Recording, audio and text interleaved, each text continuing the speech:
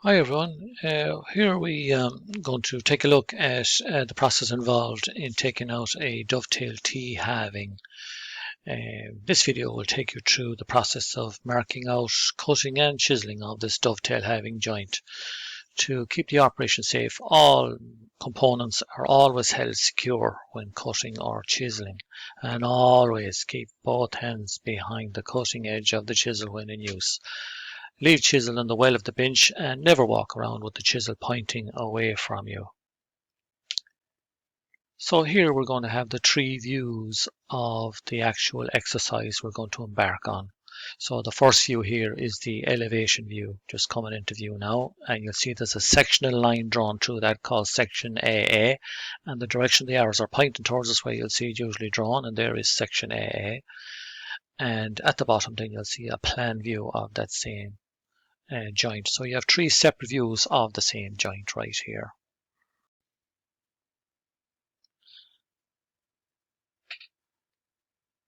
So we will position both components here to form a T, as it were. And on those two components, we then mark the face side mark and the face edge mark, as just illustrated here right now. That helps save on confusion later on when you're marking joints. So this is a good habit to get into always, so as you always know you're looking at the same face. This exercise only has two parts, but with more complicated exercise with more parts, it'll get more confusing. So here I'm just taking the bench hook and just screwing it down to the bench so it won't be floating around the place, as it were, while I'm cutting some timber on it. Bring it as close to the bench vise as you can, I suppose. I might be a bit too close to the vise there, possibly. So here are the two members here again we're going cutting the joint on. And usually before I start, if it's a new bench hook, I put a saw groove on the stop there, as is illustrated here now. So just get a square and draw a square line. And just be careful you're not in line with a screw that's up through the plywood at the base of that bench hook. That's why you saw me just looking for there. And so draw your line with a square. Take your tenon saw and just cut a line. Cut that line down maybe several millimeters deep. And this groove, you see, will act as a guide later on when you're cutting shoulder line. It can be very handy to have as an aid when you're cutting joints. Probably as when you get more used to using the saw, you might use it less and less, but it's still handy at times to have.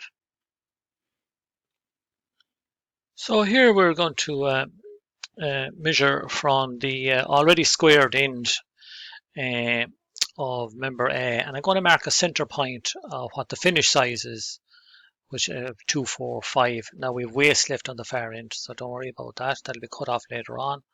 And then I'm going to find a center point here as well. And I'll use those two center points then on both components to align with each other. And that's how I'll basically start this joint. And I use my square there just to square off the points I made. And I'm just writing the two initials CL there just to illustrate the point that it is a center line. And do the same here on component B. Line the two of them up then together. And now both pieces are lined up. We now want to mark the shoulder line on component B for this tail. So just make sure when you place them together that the tailed component is going to be, which is B, is slightly proud here on the top edge. So you know you have a very slight bit for planing.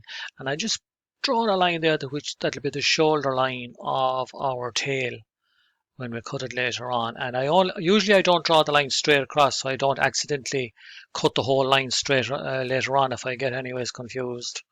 So usually I only draw the lines either end, so as I know that I shouldn't cut them all the way across.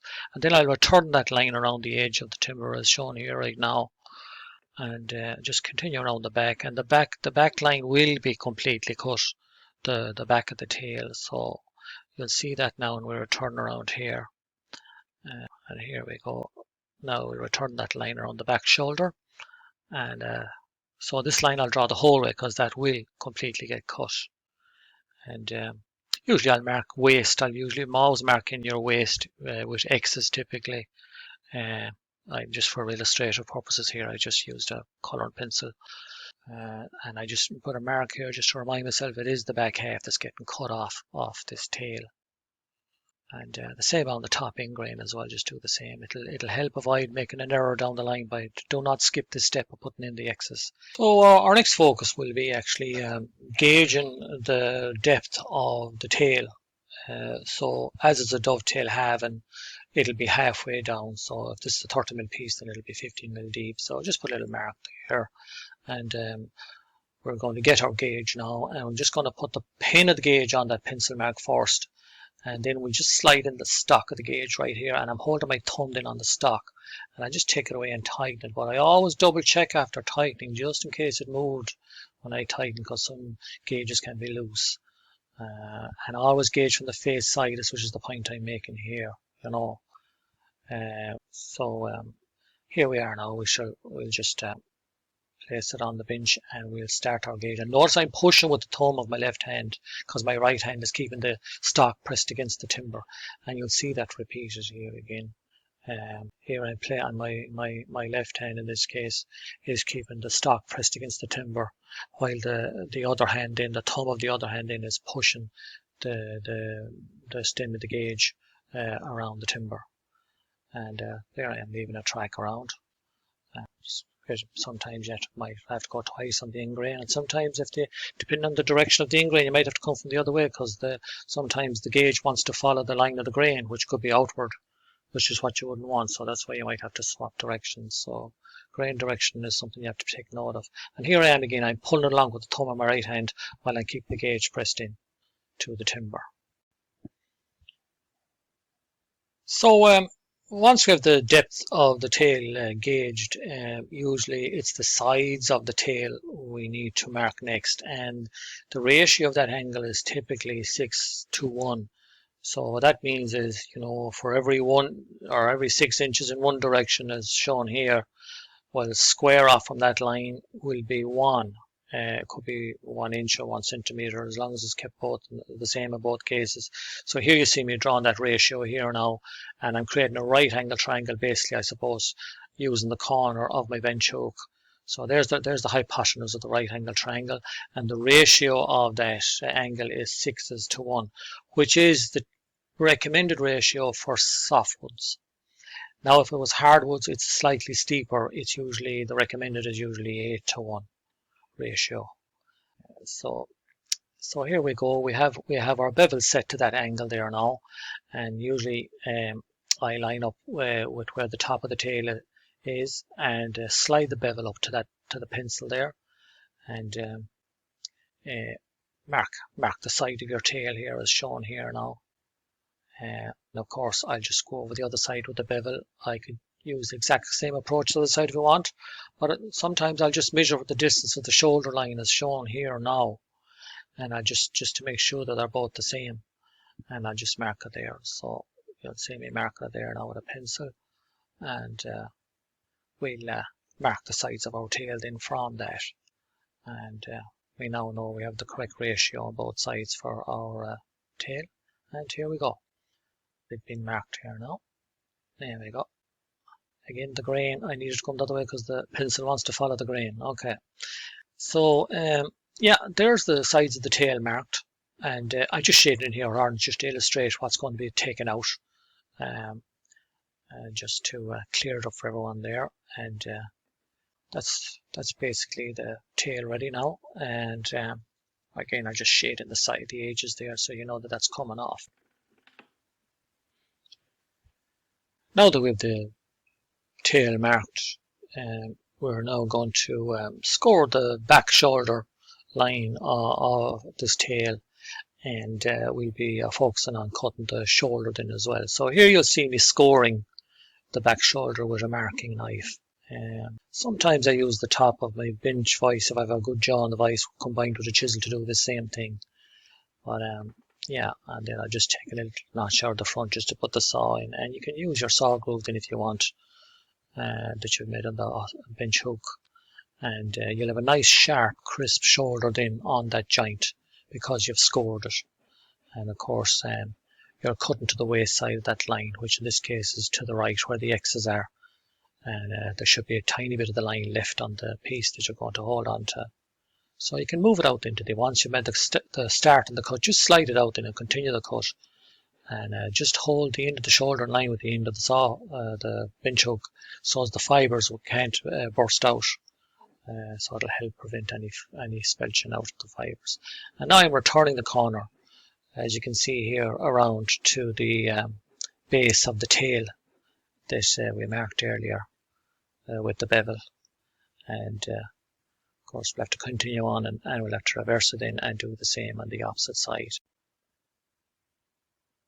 So next we're going to take this tail member, as it were, and we're going to put it into the jaws of our vise, and we're going to cut down now the back of the tail, and I'm going to use the tenon saw here.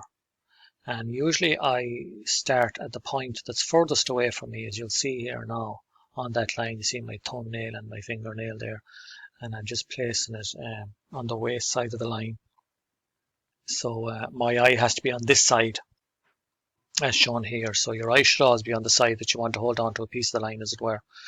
And now I cut a track on the ingrain part of the component, and now I'm going to bring down on the side grain. I'm going to continue the cut down the side grain, just making a slight adjustment here on the vise. And as I'm bringing down that line on the side grain, I'll still have the saw blade exiting at the far corner that I had initially started at. And the reason I do that is because it will keep the cut as long as possible inside in that joint. And if I keep the cut as long as possible inside in the joint, it's less likely to have a high point on the inner face of that joint there that I'm now cutting. So that's why I tend to always keep the cut as long as possible. So you can see here, even though I'm bringing down the cut on the edge of the timber, I'm still exiting at where I'm pointing my finger there. So just bear that in mind anytime you're cutting a tenon, or in this case a dovetail halving or a T-halving or any other type of joint. Keep the saw cut as long as possible. And this is one approach I have there. And then obviously I'll have to reverse it on the vise. And then I'll try and start off at the angle I left off at from the other side, and just gradually change the angle and bring down the line on the other edge, is how I continue on then from there on.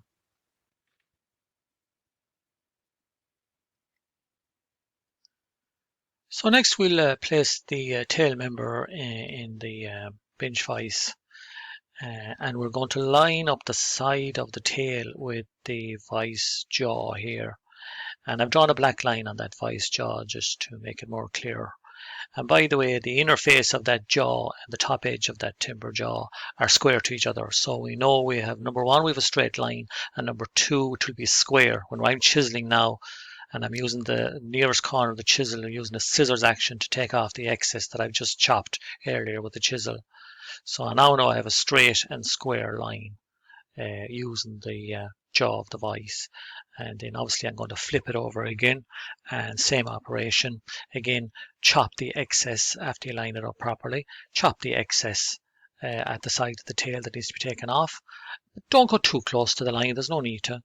And after you've chopped all the excess up close to the line, but not as far as the line, then again we will leave the flat of the chisel on the top of the jaw, and again using the slicing scissors action while the chisel is gliding on the top jaw of the vise, we're taking off the excess there, and we know we have a straight and square line again. And once we have done that, then we'll just have a quick look at the inner face of that joint while we're chiseling now here, to see is there any excess that might be there, that might be left after the saw cut. So we're just cleaning up here a little bit. And so there's your tail. And now I see there's a little excess there at the base of the tail. So we're going to put it back in the vise, and line up the inside face of the tail with the top of the jaws of your vise, and we'll just take off that excess by resting the chisel on the jaw of the vise. And don't lean back, by the way, on that lovely crisp corner we scored earlier. So next we're going to just quickly check the edges of our tail to make sure they are square. From the front face of the tail there, we're now checking, and if you don't see it square, obviously you'll have to put it back in the vise and make another adjustment. because it's important. If they're not square, then it means the back shape of the tail and the front shape of the tail are not exactly the same.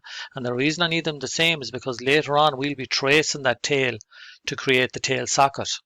So it's the back will be of the tail we're tracing. When the joint goes together, it's the front portion of the tail that will relate to the shape of the socket you took out. So you could end up with a gap if they weren't square.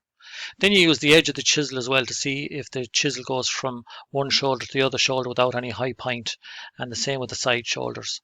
So quickly check with the straight edge, using the chisel as a straight edge.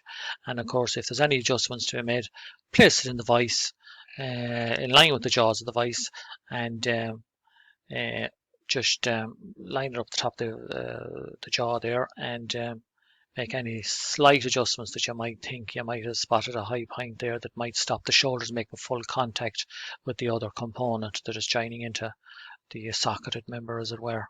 So you'll see the chisel coming into play here again, and you again I'm making good use of the jaw of the vise, and you're chiseling ingrain, so you need a good sharp chisel for this. So with these exercises, you'll find that you'll be every now and again you're going to have to resharpen the edge on your chisel, and especially, as I said, when you're trying to chisel ingrain, it's very important that you have a sharp edge. So that's it. Check again if you like using the edge of your chisel, and we're now ready to trace. So here we're going to make use of the alignment points we drew earlier on in this video. I'm going to continue the alignment point around the socketed member around to the top here as shown now, and just square down the top edge, and I'm going to line up its counterpart after I squared across the ingrain. And I know I'm exactly in the position, the socket will be in the required position on that socketed member. So there I am aligning the two lines, and just make sure the shoulders have good contact with each other as whilst you're keeping it aligned. And the other thing you have to really watch is that the two are square to each other. So there's a couple of things to be aware of while you're doing this. So now we're going to trace the tail onto the socketed member. Now that we know they're square to each other, and so just make sure there's good contact between both shoulders, and draw your side of your socket line on one side here, and then without ensuring it doesn't move, draw the other side. And now you've drawn the two sides of the socket that's going to be taken out. Next we're going to focus on gauging the depth of the socket, and you will already have your gauge set to the required depth, because obviously both depths, the depth of the tail and the depth of the socket, will have to match if the two surfaces are going to be flush. And that's why you always gauge from the face side on both cases. So after having returned the line of the sockets down the edge of the timber here, we're now going to gauge it to that depth. As I said, it will be the same depth as the tail we gauged earlier. So then you just mark with a pencil there so as we can see it, because we'll be placing this in a vise later on and we need to see that line. And mark your waist always mark the waist, never skip that step. So that's an important step here. And so now we're ready to start the process of cutting the sides of those sockets next.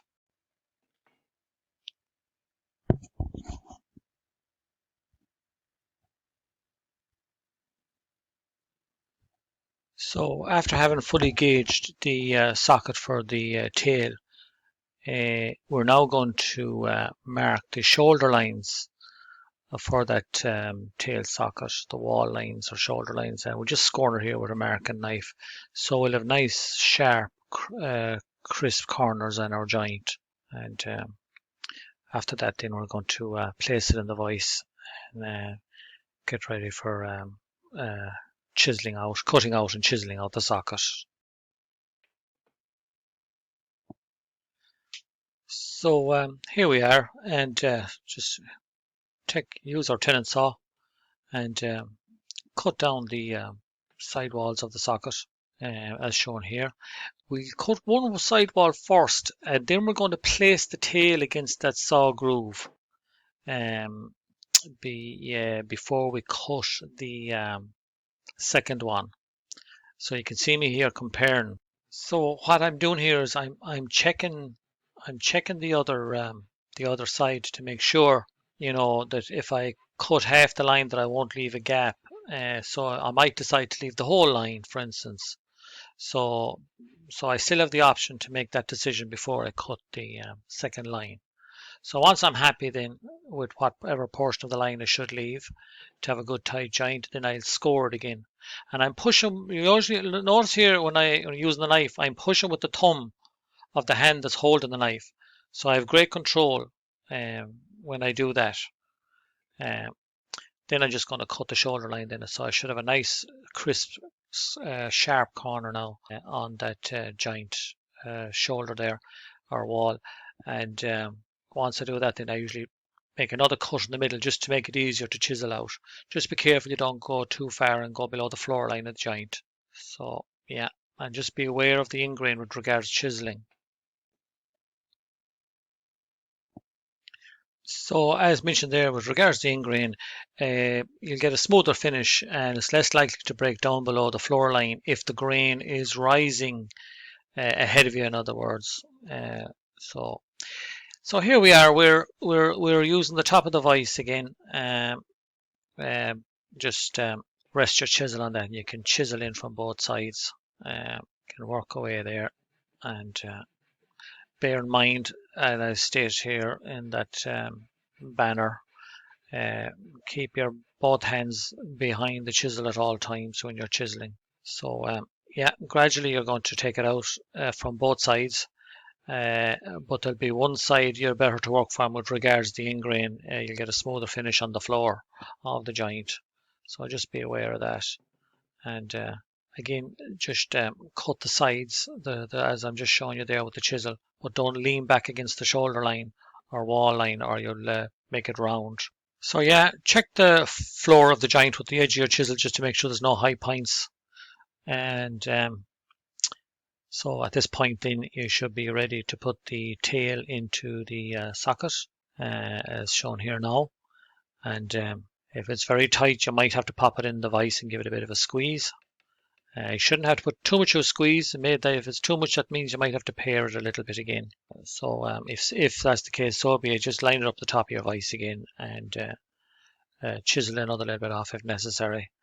And basically when the tail goes into the socket, they should come together flush, and which is the case here now. Yeah, so there you have it.